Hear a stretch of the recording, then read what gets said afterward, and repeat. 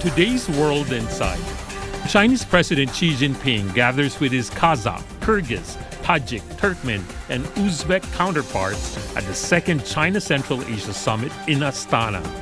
How can the meeting forge a closer community toward a shared future amid global headwinds? What's on the agenda?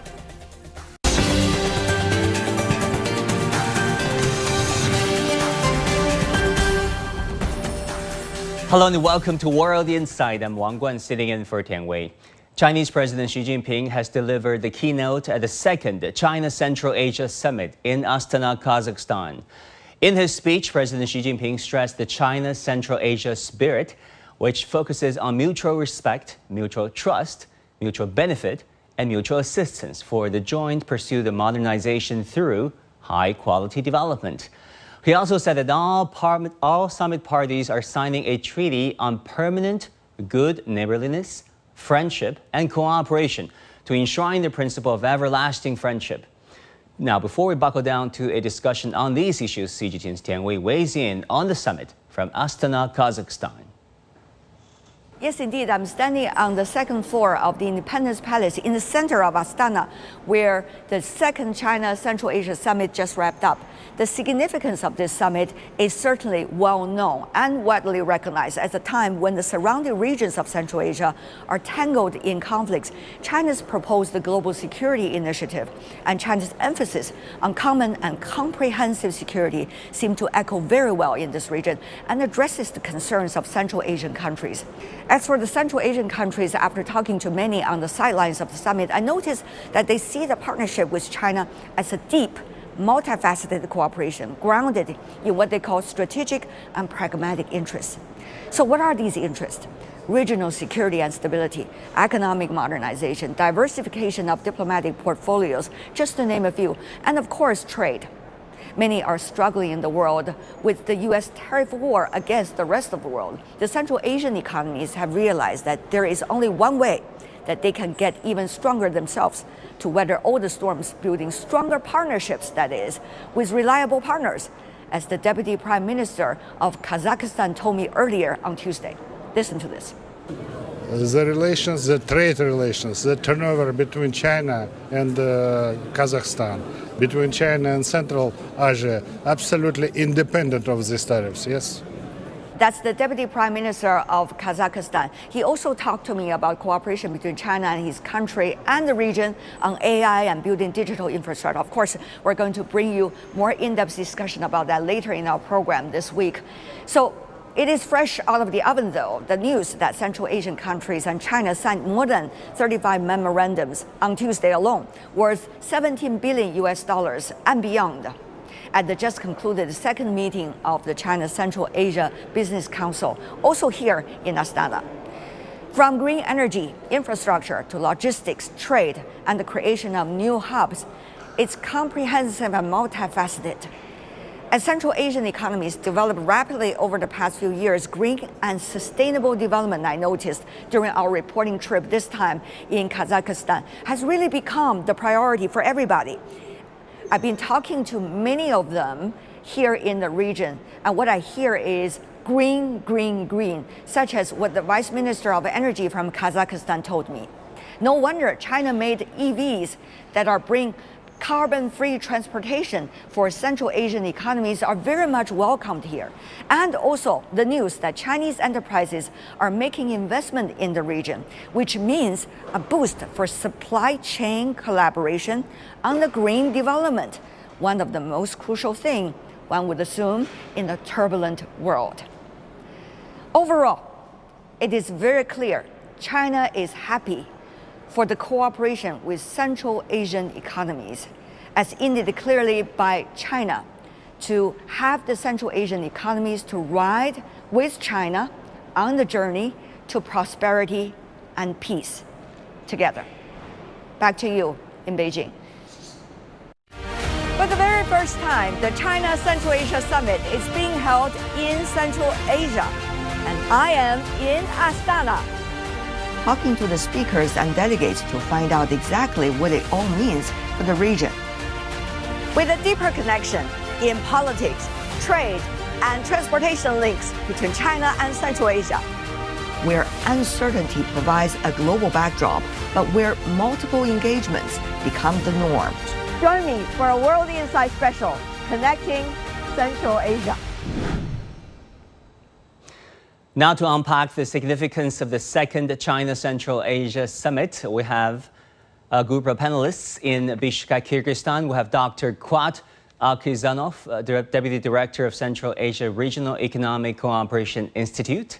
In Shanghai, we have Zhang Xin, Associate Professor, School of Politics and International Relations at East China Normal University. And in Nicosia, Cyprus, we have Asel Tutumlu, Associate Professor in Political Science from Near East University.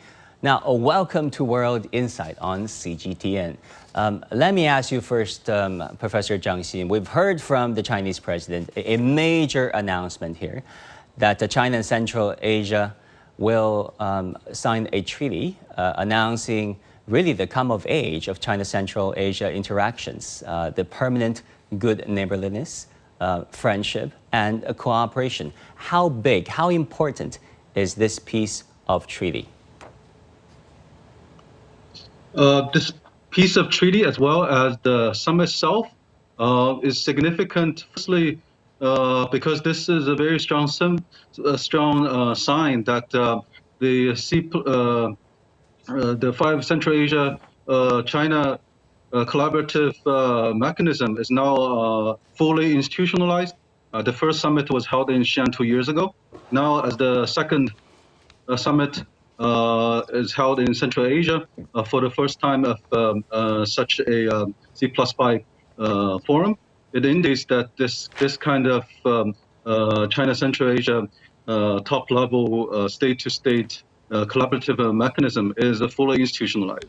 Second, the peace of deal, as well as the President Xi's speech in Astana, also raise, I think, a central theme for Central Asia-China collaboration, which is a common modernization.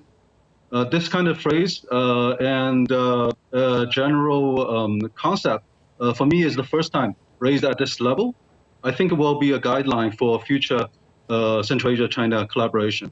So the concept of common or joint modernization will be the guiding principles for this kind of relation in the future, and it will be expressed in a set of economic, cultural, political, concrete deals signed between Central Asia and China in this forum, as well as in the future. I think this is also very significant development in Central Asia-China collaboration.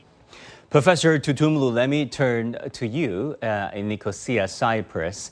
Now, this is the first of its kind treaties China has ever signed with its neighbors, announcing a permanent, eternal good neighborliness that is really an echo to your president, President Tokayev, who cannot really emphasize enough the importance of having this eternal good neighborliness. And also, this is a new milestone, according to President Xi Jinping, during his address to the summit, a new milestone in the history of China-Central Asia interactions. How important or significant do you think this announcement of eternal good neighborliness will carry China-Central Asia relations going forward? Well, I think there are two things that we need to consider. The first thing is that we've already had very strong and significant partnership agreements, eternal friendship agreements on a bilateral basis. The fact that now we actually going to have the possibility of a regional big, grand agreement that basically sets the foundation for further institutionalization of partnership, I think is really, really strong. And it actually reflects it consolidates and reflects everything that has been done before that, particularly the economic cooperation, the trade cooperation, the people-to-people cooperation in the region. So, and secondly, as well, it's very important for geostrategic reasons, particularly given the fact that there is a Russian war in Ukraine, and some of the Russian politicians have continuously threatened, or at least used threatening rhetoric against Kazakhstan, challenging the possibility of Kazakhstan being a sovereign state. And so the fact that we are having these geopolitical guarantees, let's say, on a regional basis, not just on the bilateral basis, again, sets a very strong security foundations for all Central Asian states against any possibility regarding potential conflict. Yeah, I mean, as many experts would point out that, chauvinism didn't work, imperialism didn't work. After all, the independence of sovereign states matter most of all at the end of the day. Now, Dr. Akizanov, you're also from Kazakhstan, that is your home country, right? But also you're doing research in Urumqi, China, for this very important institute linking China and Central Asia.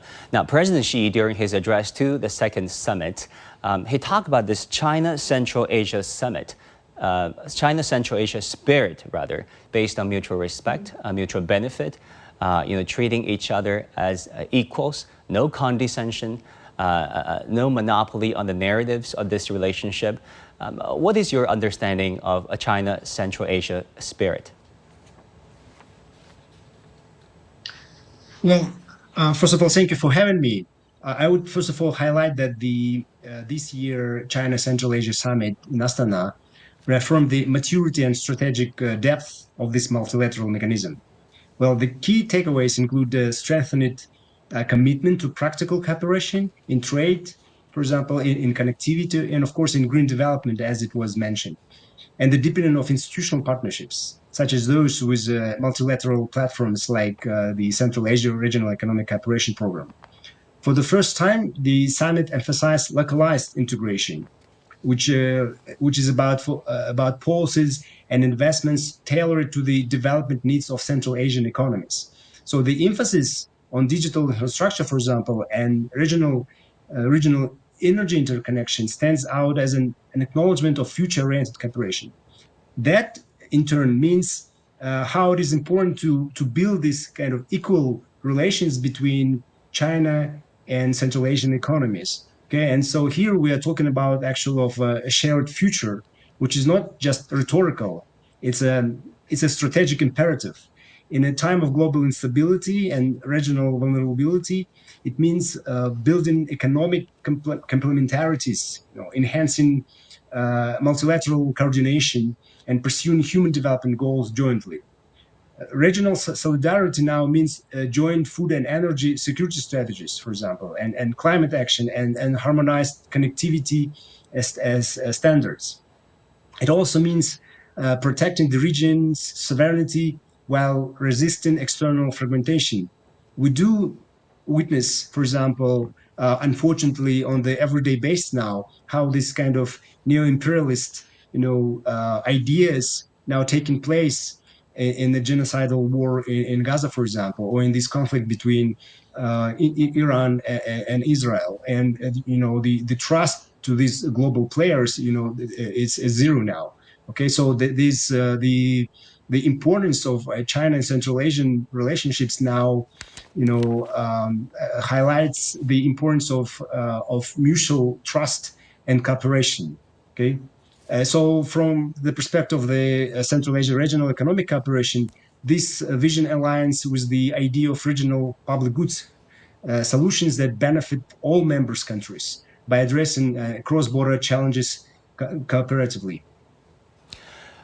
Great insights. Now, Professor Zhang Xin, in announcing this China-Central Asia spirit, President Xi not only coined this new diplomatic phrase where terminology matters in diplomacy, but many would think that he's really, talking about the reality of China-Central Asia relations, which have been a relatively young diplomatic engagement, which only materialized since the dissolution of the Soviet Union in the early 1990s.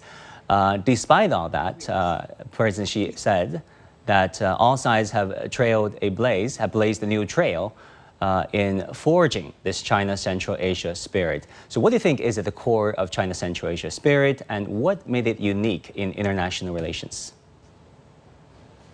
There are probably multiple layers of Central Asia-China spirit. I would build on the previous speaker's comments, highlight two things. One is, as I just mentioned, joint development. joint modernization. The second is that this joint development is built on respect. Respect for sovereignty, political sovereignty, but also respect as individual civilizations. Right? For me, who work in this field, over the past 1 or 2 years, one thing I heard from my Central Asian colleagues, as well as researchers on this region, is a very strong consensus, very solid consensus that those China Central Asia C5+1 platform, as well as other similar platforms between Central Asia and other important regional and global actors, are providing new agencies for all Central Asian countries. These new agencies, I think, is very important for all 5 Central Asian countries, and that this highlighted, elevated agencies for Central Asian countries are also important, implied part of a Central Asia China spirit. And then, other than the general concept, abstract policy advocacies, but we also see as our host just mentioned, we also see very concrete development. Our previous speakers already comment on the very positive development of bilateral trade. Also, we have witnessed some very important new elements in economic collaboration, particularly including all kinds of AI technology, green technology. Those are relatively new additional components in Central Asia-China economic collaborations. Those are very concrete examples of how Central Asia-China spirit manifests itself in very concrete policy sphere. They have manifested themselves in very concrete terms. A lot can happen in the span of 2 years, and a lot did happen from the first Central Asia Summit in Xi'an 2 years ago until now. If you think about it, during President Xi Jinping's keynote to the second summit, he pointed out a series of very interesting and important numbers. For example, 13 ministerial-level consultation mechanisms have been established over the 2 years, 100 sister cities between China and Central Asian cities. Trade increased by 35%. And between our 2 countries, China and Kazakhstan, 1.2 million travels have been made between our 2 countries, which of course happened in a large part thanks to a visa-free arrangement. Professor Tutumlu, what aspects of cooperation do you find most exciting and consequential between China and Central Asia in the past 2 years? Perhaps you can focus on China and Kazakhstan, your country. Sure. Well, particularly for a person who's coming from Kazakhstan, it's logistics and trade. These are the most consequential, although, of course, from the perspective of just the regular people, you are going to see a change in a way how China is indeed perceived, compared, for example, to a very strong anti-Chinese sentiment in 2016. But in the present, for example, Kazakhstan is responsible for 80% of all the container traffic to the European Union. And therefore, China cooperation between Central Asia and China really enables to fully unlock that potential, because before, the majority of goods were actually traveling through the, so to say, Northern Corridor, going through Russia. And now, with the existing geopolitical conditions, the importance of Middle Corridor becomes really, really strategic. And China has been establishing the foundation for this type of logistical transfer links. There are still bottlenecks, but Central Asian states are working very closely in cooperation with China to basically ease these specific bottlenecks and really improve the connectivity, taking the goods from China to the European Union. We have seen an immense growth of rail traffic, the container traffic, despite the fact, for example, that we have different gauges that are incompatible with the train, but nonetheless, the container trains are really, really improving. We have also seen the growth in trade, in the volume of goods as well. both crossing across the Central Asia, but also trading between Central Asian states and China. China is basically really present in creating these logistical hubs, particularly when it comes down to a railroad like Dostik-Mointe, which will ease the traffic 5 times. It's a rail connection, particularly also the rail connection between Kyrgyzstan and Uzbekistan, which is it's a very strong let's say it's a very costly project. It's $8 billion, but it can also save 7 to 8 days of traffic time from China going all the way, linking Kashgar and Andijan in Uzbekistan. So in that sense, we do see very impressive growth in trade and logistics and connectivity projects in the past 2 years. Exactly. Talking about connectivity, we cannot ignore China, Kyrgyzstan, Uzbekistan railway, which is all part of the corridor linking China and Europe. I'm so glad you touched upon the middle corridor, which goes through Azerbaijan, the Caspian Sea, and which is turning out to be the shortest route connecting China Absolutely. and Europe, shorter and faster and more efficient than the northern route going through Russia, or the southern route, which has to go through the Persian Gulf, which of course in the middle of a major conflict, which we will touch upon very shortly.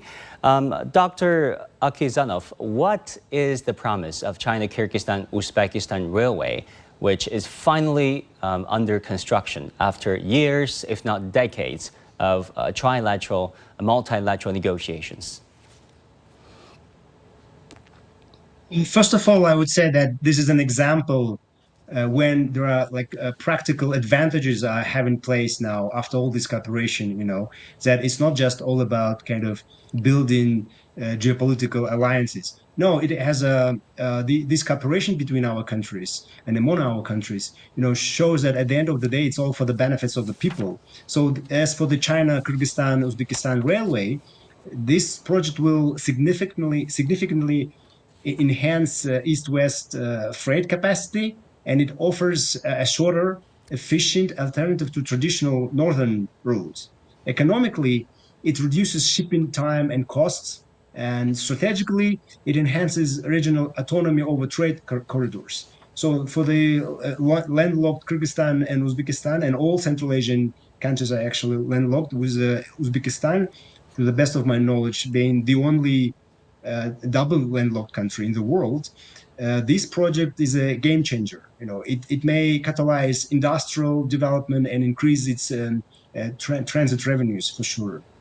Yeah. For a double landlocked country, which is on rare to start with, it holds a lot of potential going forward. Now, we have news just in. The Chinese President Xi Jinping, has just made a statement on the escalating conflicts, tensions in the Middle East, the war between Israel and Iran, whereby President Xi said during his meeting with the President of Uzbekistan, he said that China is deeply concerned about Israel's military operations against Iran, which really caused the rapid escalation of the situation in the Middle East. China opposes any act of aggression that violates the national security and territorial integrity of any country. China called on all parties to act to de-escalate tensions, and China is willing to work with all parties to restore stability in the region. Professor Zhang Xin, what do you make of President Xi's remarks on the Middle East tensions? President Xi's remarks, I think, first of all, very clearly pinpoint Israel as the one who's the aggressor, who should be take responsibility for any consequence from the military conflict. And that's the first clear message. Second is, I think President Xi reiterates some of the long-held principles of Chinese foreign policy in general, upholding the principle of sovereignty for all countries, regardless of their size, their political influence. China uphold that kind of principle. And third, the message also is very clear. China is willing to work with all parties to de-escalate conflict, to try to bring stability back to the region. And I may say President Xi's specific comments during this Central Asia China summit also brings out even a new layer of significance for Central Asian China collaboration. The whole Eurasia region is going through some very difficult time. Increasingly, geopolitical rivalry, conflicts become a very volatile region. I think to some extent there may be some spillover effect to Central Asia too, right? So I think President Xi's comments in this forum particularly highlight the long-held principle of Chinese foreign policy, always try to promote comprehensive security through development. And I think its collaboration with Central Asia country will be a good example to show whether this kind of approach, this kind of principle actually work in reality. Yeah. Let's not forget, as Professor Zhang Xin rightly pointed out, Iran shares the border with Tajikistan, with Central Asia. So, none can be spared of a ripple effect, ramifications rather, should tensions escalate further. Now, Professor Tutumlu, what do you make of President Xi's statement on the escalation of tensions between Israel and Iran? I think there is a very interesting positionality now. I think I very much agree with scholars from Geneva Graduate Institute, conflict fragility management specialists, who basically say that China is indeed a young actor and a mediation actor. And China has a very strong potential in actually mediating very long-term conflicts that have been out there for so many years, where the liberal actors or the Western actors, let's say, they dominated the entire dynamics, which did not really lead to any positive results. We have seen how many years of negotiations, how throughout the many years of negotiations between Israel and Palestinian Authority, not much has actually been done to the people on the ground. And China indeed has the possibility of using very different mediation techniques, very different recognition of different actors who can come to the table and bring these people together and basically create potential agreements. So I am very much in celebration of different approaches and different actors, mediation actors, using this situation as a possibility of really having a change on the ground. Because again, I totally agree with Kuat, who said that we have seen the hypocrisy of the previous world order, in which unfortunately the old techniques do not necessarily work, as they favor very specific people in power. Yeah, exactly. For too long, might makes right, unfortunately, and also that's the time we have for this edition of World Insight. Thank you all so much for joining us. You can always find us on YouTube, X, and Facebook. I'm Wang Guan, sitting in for Tian Wei. Thank you so much for tuning in, and see you soon.